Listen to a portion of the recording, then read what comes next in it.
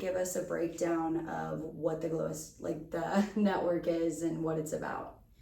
The network is something that, we kind of talked about last time, just kind of fell into place organically, never part of my vision initially. But nurses just kept coming and were like, how can I train, or whatever. And so we essentially formulated GLO Network to be a platform and foundation for independent aesthetic injector entrepreneurs to get started. And what that basically entails is we take out all the hard work. At the end of the day, we're all providers, right? We're all nurses, we're all doers, and we're not business people. And so it's just every lesson I learned along the way, I am just trying to make it easier for injectors. So we're providing the medical director, we're providing a 24/7 network of over 300 providers and injectors that can basically support one another literally 24/7. You got to keep that little app on silent. Yeah. It blows up. Nurses still work night shift and questions just don't stop. And I found one of the biggest struggles is when I did go off independently, even though I had several years of experience, I still felt like I didn't have anybody to talk to. So essentially we're building a community, right? Yeah. And amongst that community, the other biggest feature and asset is the bulk, discount pricing that we're able to offer. So we just now launched a new business success coach as well, and we're always looking for ways to make things easier. Also a call center. We're launching a call center, which, one person's salary to one person is a lot, but one person's salary divided upon many is essentially amazing. And on top of that, when providers are spending 3 to 4 hours a day corresponding with clients, and then on top of seeing clients, this gives them the opportunity to have more time to do the things they love or focus on their work and generate more revenue this way. So we are continuously thinking of ways to support an injector's business the best way possible so they can show up, do their best work, perform, make clients happy, and everybody wins, because that's what we always stand for. Yeah, awesome. And I think that the people are kind of wondering whether it's new nurses who are looking to take an injection class or existing injectors that aren't a part of the GLO network. Like, how does the independent contractor model benefit not only the nurse but GLO as well? Well, GLO is just by having, again, that community culture, and so that the support of one another.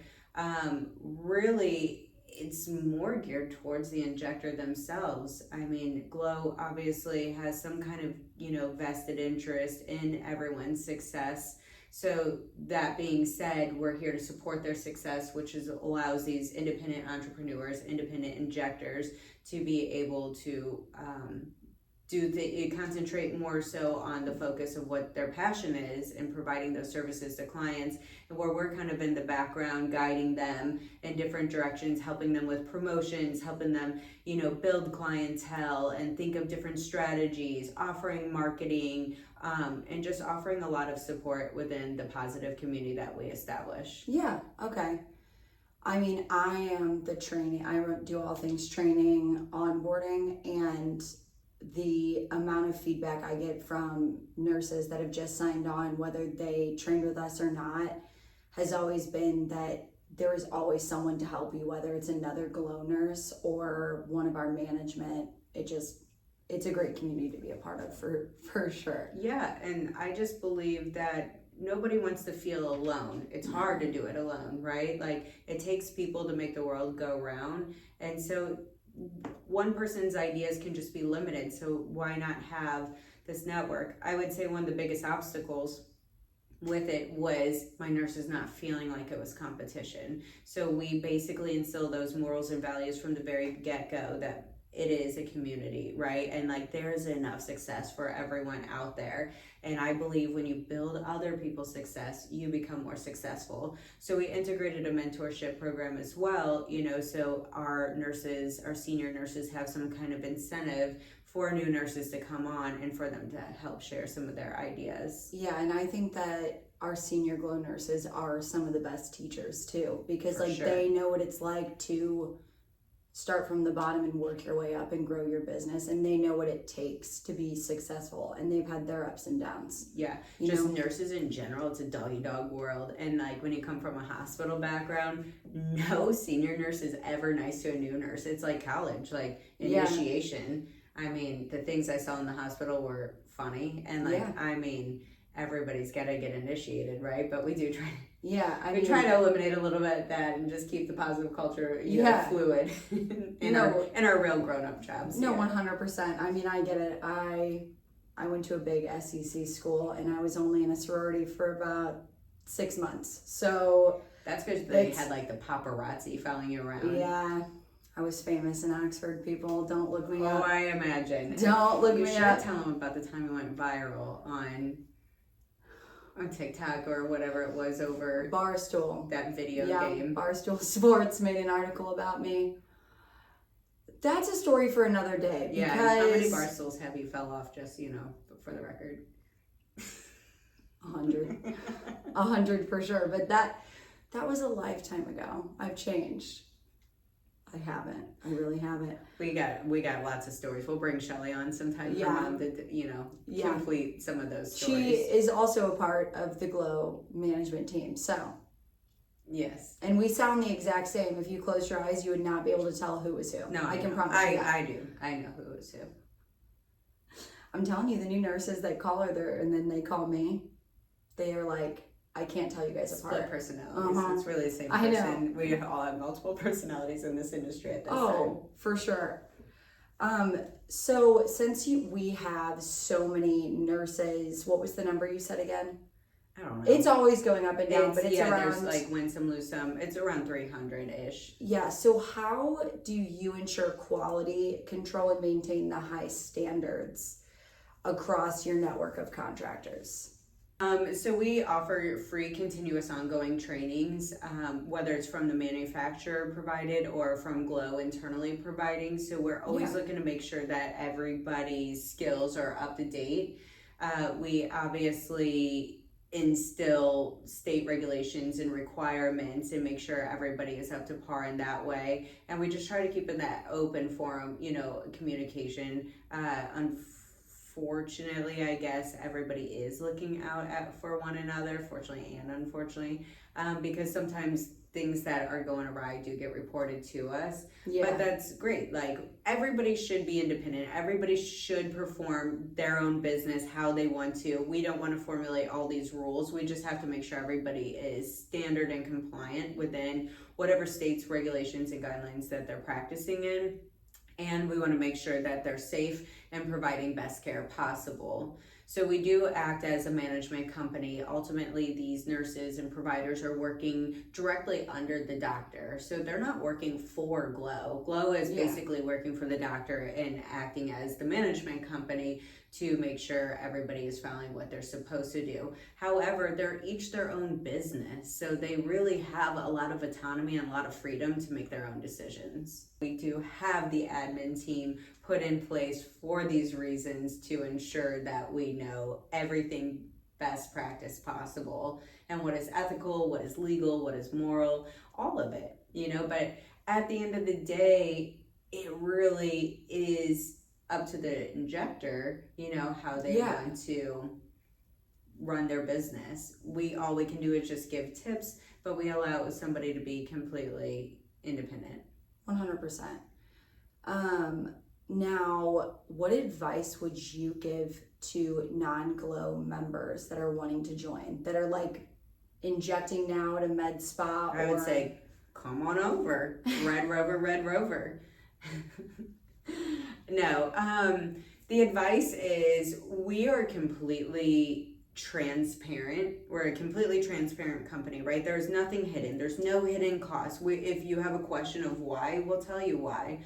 And we're authentic. We literally built this from the ground up with a desire for people to win. It started off with the client to win, and we still hold that value that at the end of the day, we want clients to receive affordable services. The more affordable services they are, the more open market there is. And now these people can afford multi-services. Now, with that being said, our nurses have the right to price however they want. But however, it goes back to, we want the nurses to be just as successful, but it always does start with the client model. And that's what GLO was founded on, was basically that.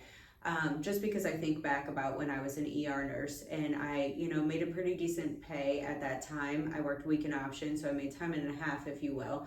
And I was a single mom of two, and I just thought about how I couldn't afford $700 worth of Botox, but I could afford $250, $350 worth of Botox. And that is just a strategy we have developed, and it made a lot of people, in the area mad, competitors, if you will. But it was just a different concept, and it's just because I feel like everybody deserves to feel good about themselves. Everybody deserves to win. And then it goes back to watching nurses change their lives and transition their careers into a passion and be able to make profits off of doing something they love, and working for themselves. And I just really think that everybody should have the opportunity. It's not for everyone, and that's what GLO is about. We try to make it easy for that person to do these things. Yeah. Whether it be the end client or the nurse injector themselves. Yeah.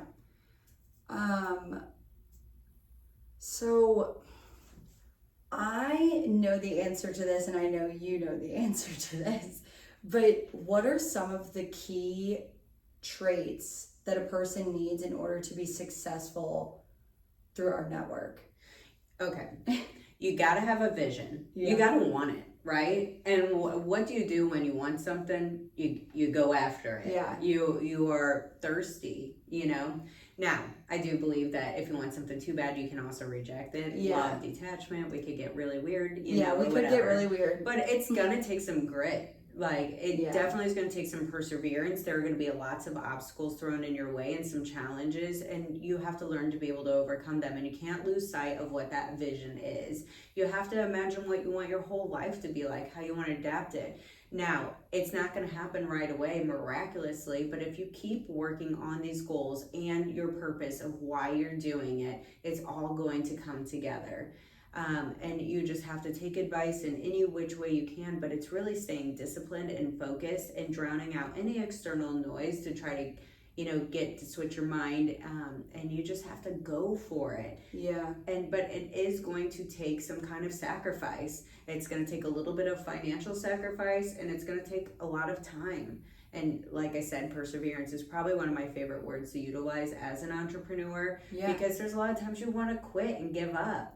And I have so many nurses that have testimonies. One of my favorite is a former client of mine who I convinced to go to nursing school. And after probably the third month of after graduating, right, she had been with us, and she was like, I'm just not getting clients. And she just found her niche one day. And now she is getting booked more and more and more. And she just hung in there, and she was super passionate about it. She knew more probably than most of us knew, just from all the research she did.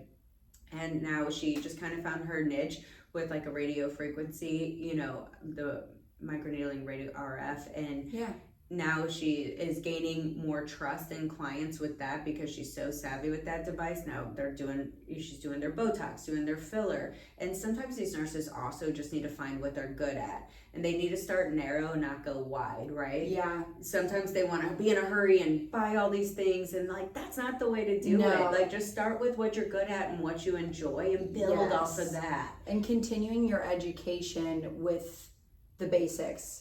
With stepping stones. Just listen, the medical aesthetic industry is ever changing. It's always growing. You have to continue your education. You have to be determined to keep, it's like you're constantly in school, basically, it's another class, it's another this. Well, someone always finds a new way to do something too. Yes. I can still go to a beginner training and learn something new every time I attend. I've been doing this for 10 years, right? Yeah. So sure, you're considered an expert after 5 years or whatever, but like I'm no expert because it is an evolution of technology, an evolution of products, an evolution of technique. And there's just so many new and upcoming things, and just how society changes too. Now people are a little bit more natural, and like the lip filler Kylie Jenner saga has died down, and now it's like a jawline type of thing. Full facial balance. Yes, and want to look natural and not be toxic and whatever else. So it is always changing, and people definitely have to stay up to date with their skills. Yeah, and I definitely think that you have to be a good communicator with your clients, because I've seen how, like, when I'm running the trainings, how models will come in and sit down with our new nurses, or even like an internal training. And some people, you just have to know how to communicate what you're good at, or what is going on to the client who knows nothing that is going on. You too. have to have a little bit of like a hairstylist personality in this industry. Well, you're super nerdy and scientific, you probably belong in like a medical physician arena. Not saying that it can't be an injector, but when you're in a little bit more of a clinical setting. But if you're kind of more in like an independent med spa setting, you have to make people like you. You have to have that gift of a personality. If you can talk to people, you can do anything in this world. If you can make a friend at Walgreens checkout, and like can just shoot the shit with somebody, then you can be an injector. 100%. Well, that aspect of it. And it's not saying that someone who struggles couldn't. It comes along with your confidence. When you get your skills, you're a little bit more confident, and you feel like you're a little bit more open. And it's something anybody can work on too, you can develop yourself, and sometimes it's like self-help, self-growth along the way, along this journey simultaneously. Yeah. Speaking of kind of going off of that, I should say, how have you seen the medical aesthetic industry evolve since you started? Like, what are the main things other than like the lip, like the duck lips, like the Kylie Jenner face? Like, have you noticed like a difference in the nurses that have gone through, who are still at GLO, who have left? Like, what do you think is the biggest, like, what have you seen evolve or change? Well, I can say one thing that stayed the same is neuromodulator, neurotoxin, Botox, if you will, whatever you want to call it. Botox is a brand. Yes. Is still your number one avenue, right? That's 80% of your clients are coming for that. So that has not changed. I do see more people going towards more like energy devices, kind of opposed to filler. But I'm gonna tell you what, everybody needs a syringe of filler, no matter what. And they can make it look natural. It just, had a bad rep, and now, at TikTok's going off, about fillers and whatever. Everybody needs a little filler, no matter if you're in your 30s, 40s, it's usually one syringe per decade, just for the record.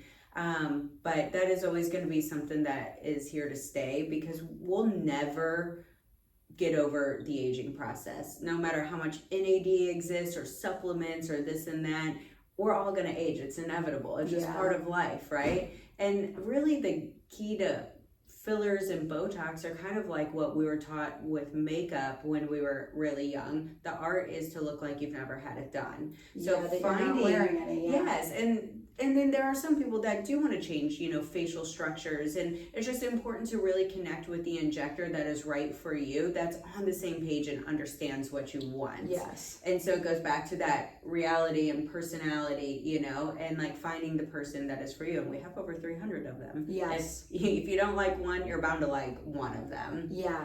But with that being said, I do think a lot of more energy technology, things are being performed. Microneedling, hands down, everybody can benefit from microneedling and heels. That's what I would say. I'm newer. I'm not a registered nurse. I cannot inject you.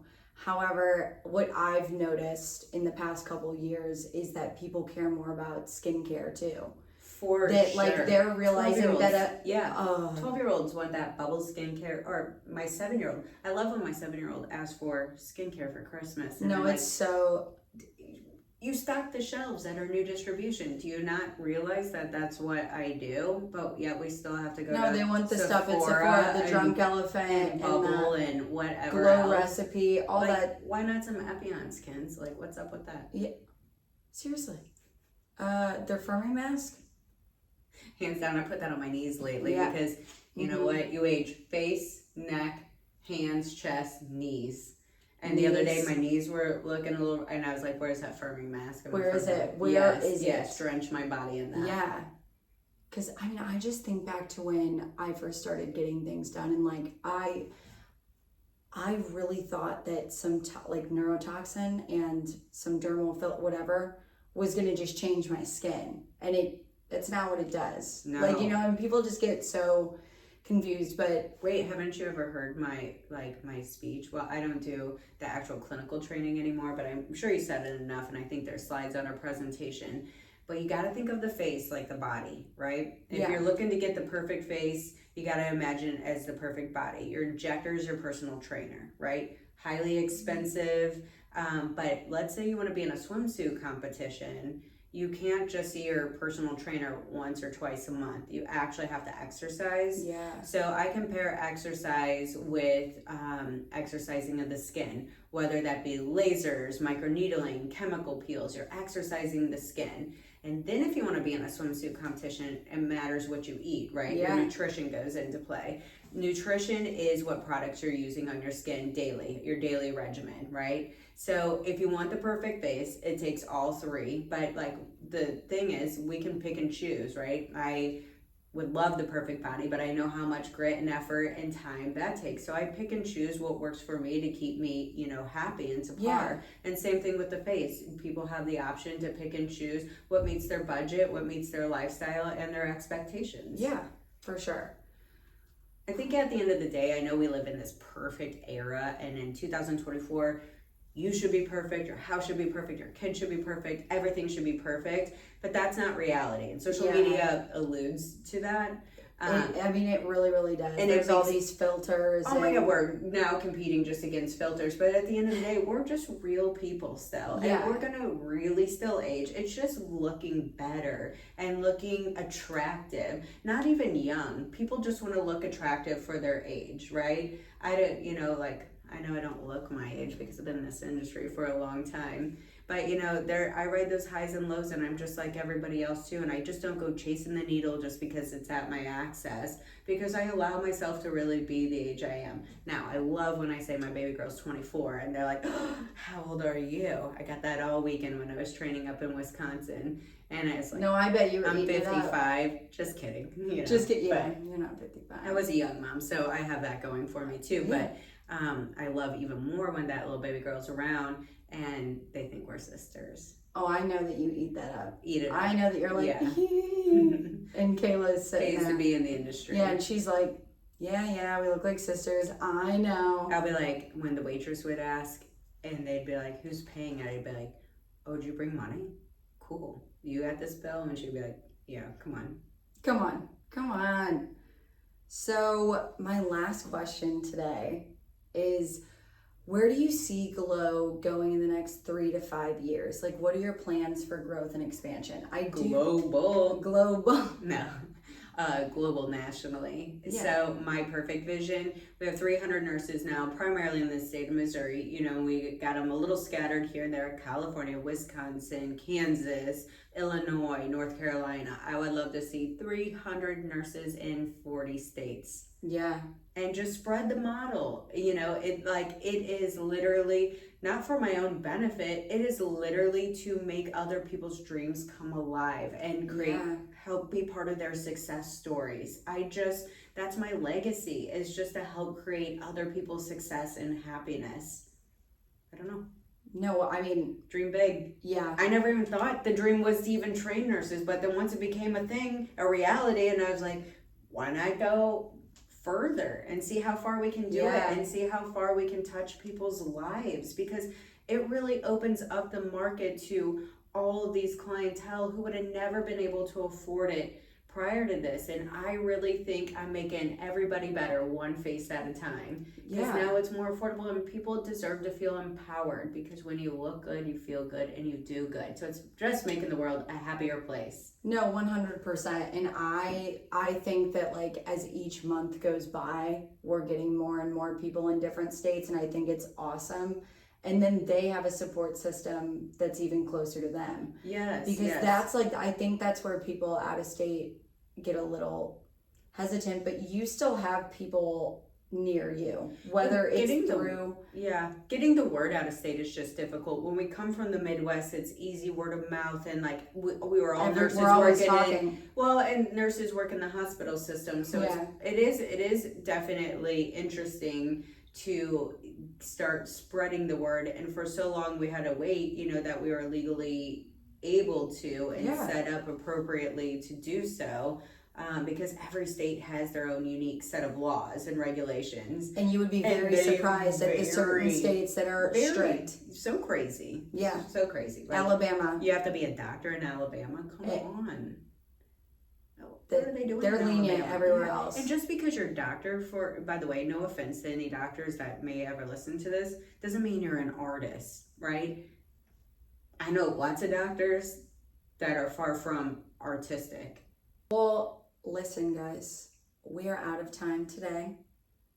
But next week, we're going to talk about GLO Institute and everything that our trainings offer, our mentorship, and how those got started as well.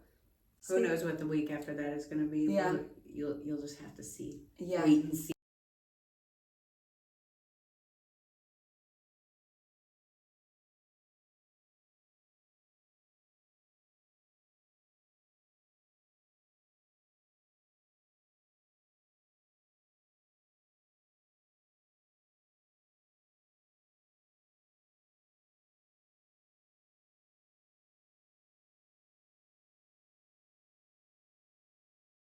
And then the week after, it'll be a good, fun.